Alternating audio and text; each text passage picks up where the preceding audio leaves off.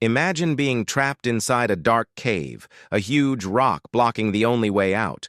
No way to move it, no one to call for help, only your faith and your prayers.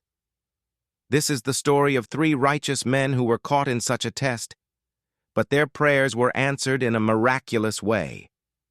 The first man, dutifulness to parents.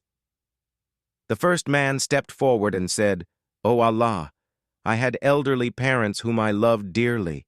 Every night I would serve them milk before drinking myself or feeding my family. One evening I was delayed, and when I returned, they had already fallen asleep. I didn't want to disturb them, nor did I want to drink before them. So I stood all night with the milk in my hands, waiting for them to wake up. Only after they drank did I take my own share.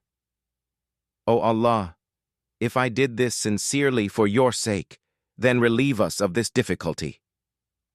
The rock moved, but the cave was still blocked. The second man, resisting sin for Allah. The second man said, "O Allah, I once loved a woman deeply. I wanted to be with her, and when she was in great financial need, I offered her gold in exchange for intimacy. She agreed. But just as I was about to commit the act, she turned to me and said, 'Fear Allah and do not dishonor me unlawfully.' I was struck by her words. I immediately stepped away, leaving her with the gold for her needs. O Allah, if I did this sincerely for your sake, then relieve us of this difficulty." The rock moved again, but not enough to free them. The third man, honesty and trustworthiness.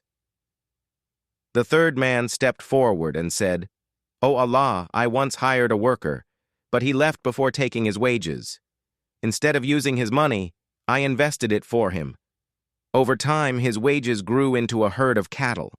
When he finally returned and asked for his wages, I pointed to the herd and said, 'All of this belongs to you.'